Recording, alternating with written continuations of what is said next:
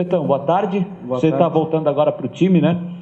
É claro que ainda a gente está tentando entender a atuação da equipe na última quarta-feira com o Fortaleza. Você não pôde estar em campo, você ficou vendo de fora, e a gente viu um time completamente diferente desses últimos jogos que fez sob comando do Evandro, um time com uma apatia muito grande. E depois da coletiva, o Evandro citou que ia conversar com o grupo ontem à tarde para tentar também entender tudo o que aconteceu. O senhor poderia falar sobre isso? Análise perfeita. Partida feita, eu pude assistir muito abaixo do que a gente vinha fazendo. Ontem era um jogo que não... Ontem não, o jogo contra o Fortaleza foi um jogo que não merecíamos a vitória, não fizemos por onde merecer a vitória. E esse eu acho que foi um ponto-chave. Não parecia a equipe que estava brigando, que está brigando por um objetivo, muito apática, muito abaixo, pouco agressiva, tanto ofensivamente como na marcação, e não podemos deixar isso repetir contra o Goiás. Então, o Evandro até não comentou sobre o assunto, mas ficou a impressão que alguns jogadores não estavam empolgados com o jogo, meio que fazendo corpo mole, até forçando cartões ali que não tinham necessidade. Você chegou a ter essa noção também assistindo o jogo? E se isso, né, já foi conversado com o grupo? Não. Assim, eu vou ser bem sincero para você. Eu nunca ouvi dos grupos que eu participei, não digo no Avaí, de jogador que faz corpo mole. Assim, nunca participei. Pode ser que aconteça, mas eu nunca participei disso e nunca ouvi falar. Eu tenho que falar para você que não houve. Eu fico até surpreso com a sua pergunta, mas eu tenho certeza que ninguém fez corpo mole desde o início do campeonato, não vai fazer agora e também não vai fazer depois. Porque a gente tem responsabilidades, né? Independente se as coisas dão certo ou não, a gente tem responsabilidade, a gente tem consciência daquilo que a gente representa, cada um tem consciência do seu interior, do seu caráter. Eu acho que isso daí você pode descartar, conhecendo o grupo, de todas as possibilidades. Então, até em cima da pergunta do Jâniter, houve de fato uma conversa mais forte, uma cobrança mais forte com o grupo ontem na representação? Sempre há a cobrança, né? Sempre há cobrança entre os jogadores, desde a época do Valentim, sempre após os jogos. Nós sempre tínhamos o hábito de fazer reuniões e ali cada um que sentia a vontade fazia sua cobrança, colocava o seu ponto. Só que ontem teve uma conversa mais direcionada, foi participar os jogadores, parte da diretoria, e foi colocado cobrança, sim, da parte da diretoria. Os jogadores só ficaram, né, ouvindo aquilo que os dirigentes tinham a falar, e foi uma cobrança para a gente retomar o nosso caminho no próximo jogo o mais rápido possível. Pois é, em cima dessa cobrança, Betão, você citou agora que foi uma cobrança, uma conversa da diretoria, da comissão técnica, os jogadores ficaram mais ouvindo essa cobrança, e nós entendemos que até é uma cobrança justa, pelo que a gente viu na quarta-feira. O grupo, será que conseguiu assimilar essa cobrança já para dar uma resposta positiva nesse jogo de domingo? Eu espero que sim. Que eu acho que a gente não tem mais tempo para perder, a gente não tem mais tempo para ficar analisando possibilidades. Não temos mais tempo para tentar absorver cobranças, então a gente tem que assumir, né, já devíamos ter assumido de uma maneira mais concreta a nossa situação e fazer por onde, como eu falei, sempre no próximo jogo contra o Goiás. A gente tem que mudar totalmente a nossa postura, a nossa imagem que ficou do jogo contra o Fortaleza. Então, você já disse também que quando houver chances, né, ninguém vai jogar toalha.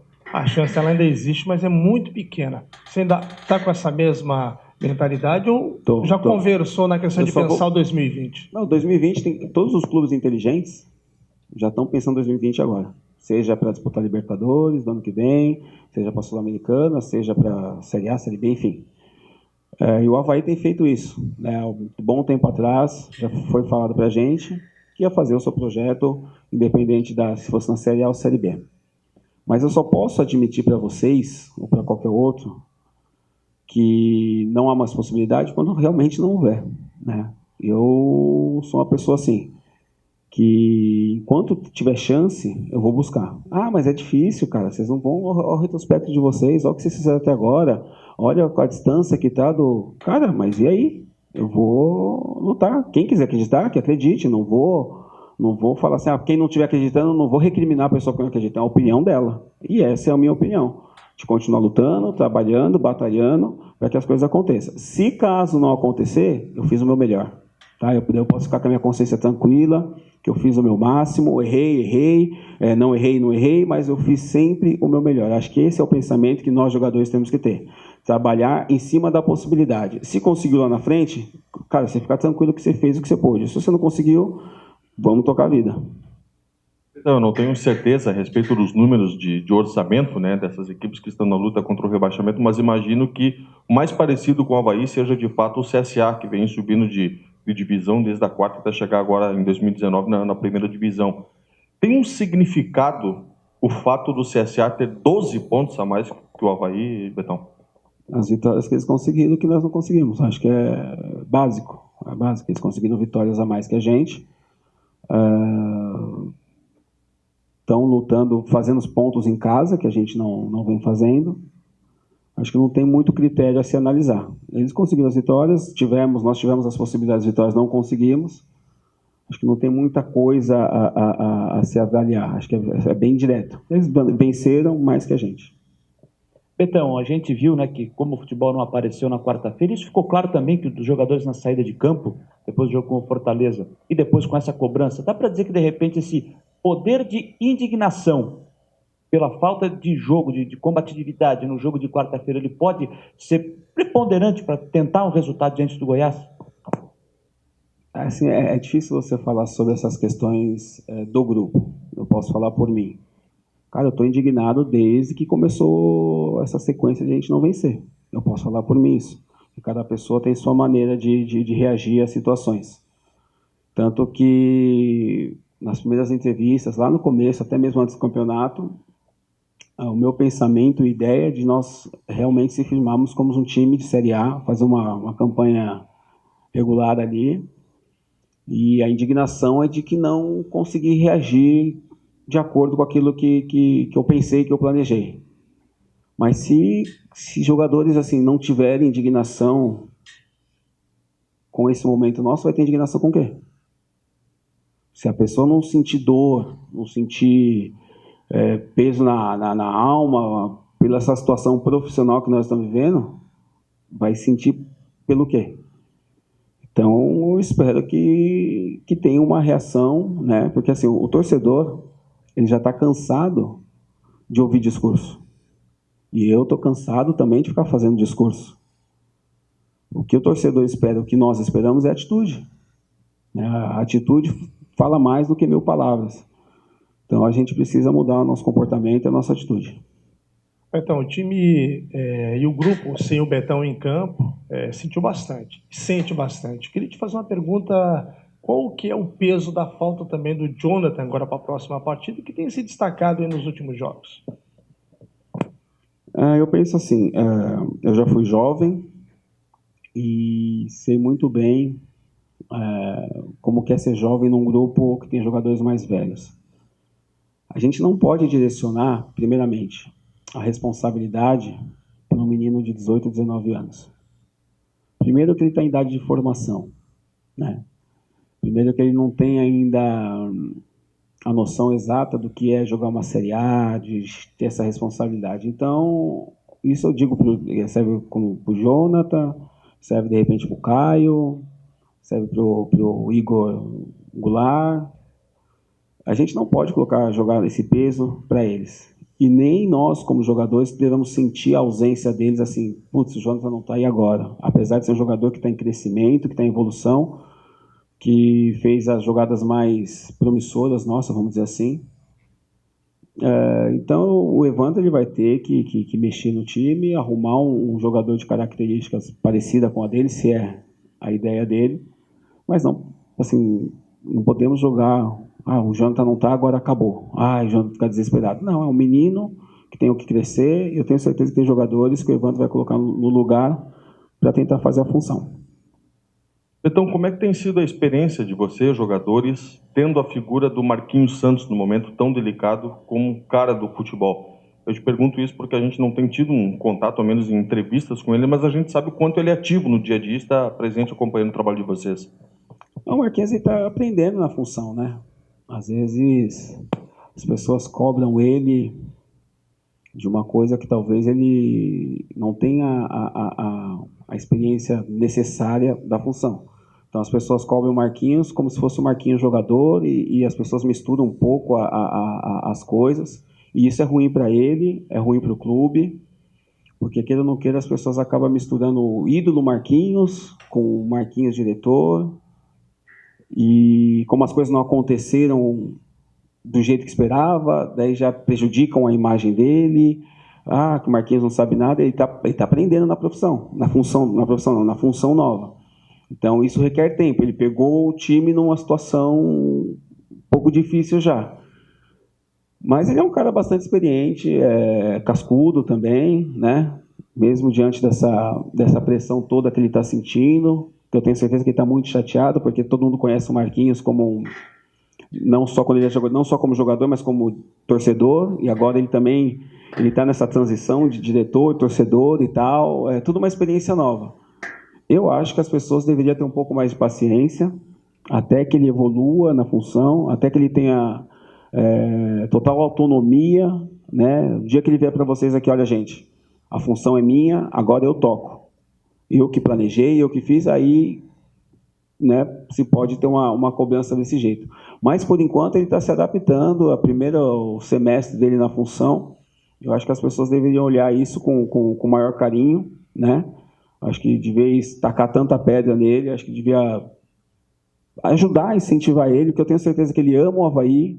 Ele vai fazer de tudo para que o Avaí cresça mais e mais, ele vai dar o seu máximo, ele vai se dedicar 24 horas pelo Avaí, se ele for realmente efetivado na função, e todo mundo vai ter a ganhar com isso. Agora, se ficar aquela coisa de que não serve, que não sabe, que não dá, tem que ser outro, aí acho que todo mundo sai perdendo. Então, nessa linha de profissionais experientes no futebol, você é um deles, né? Você está fechando aí a terceira temporada e meia aqui no Avaí, você chegou no meio de 2016, já viveu acesso, já viveu rebaixamento, conquista de título de campeonato catarinense, já conhece bem essa história do Avaí.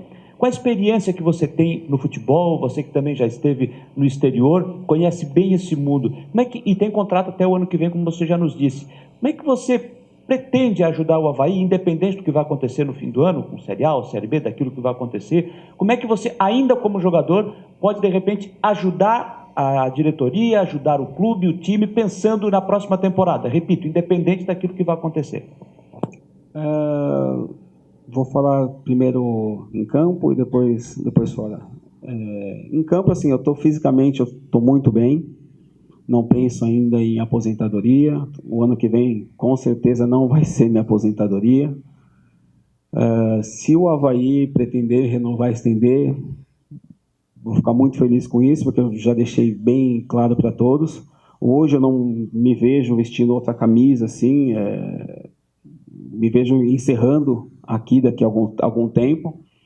Eu acho que fisicamente, tecnicamente e psicologicamente eu estou muito bem ainda e posso ajudar em campo. Fora de campo, a gente tem a vivência de ter trabalhado em times maiores do Brasil, ter trabalhado em times grandes na Europa e ter trabalhado em times menores da Europa, e eu sou muito observador, né?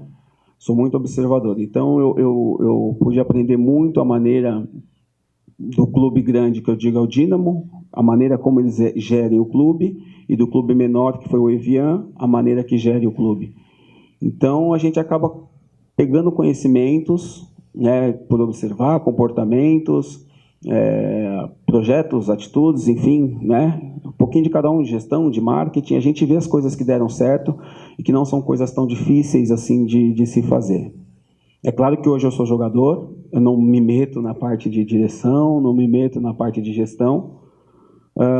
Quando conversamos, alguma coisa assim, eu dou meu palpite, mas não que eu vá bater na porta do presidente, que eu bata na porta do Marquinhos ou de outro para falar o que eu penso. Mas acho que a bagagem que eu tenho, acho que dá para poder auxiliar em alguma coisa assim. Só que eu não posso falar abertamente assim, porque eu sou jogador, então não vamos misturar as coisas, né? Mas quem sabe um dia eu posso ajudar de alguma maneira.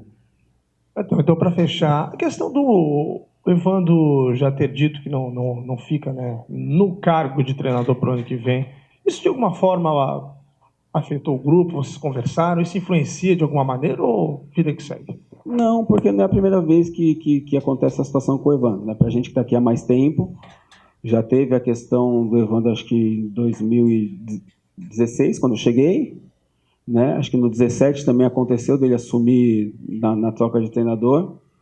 Então não afeta. E a gente sabe que o Evandro ele é um profissional do clube, né?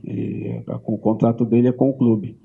Tem feito o seu máximo, tem se doado ao máximo. Não sei se vocês conseguem acompanhar muito o treinamento, que a gente está fazendo muito treino fechado. Mas o Evandro tem se dedicado, ele tem se dedicado, tem se esforçado. E todo mundo sabe que hoje o patamar que o Avaí quer alcançar, e está nessa transição ainda de se firmar como um time realmente de Série A, e vão contratar outro treinador, né? Isso não é segredo, isso não é novidade para ninguém. Mas o Evandro tem feito um bom trabalho, tem se esforçado, tem sido muito honesto com todo mundo, dentro das filosofias de trabalho dele. E eu tenho certeza que quem chegar, né, se é esse ano ainda, se vai ser em janeiro, não sei, mas vai pegar um grupo que bem consciente em questão de trabalho. Valeu, gente.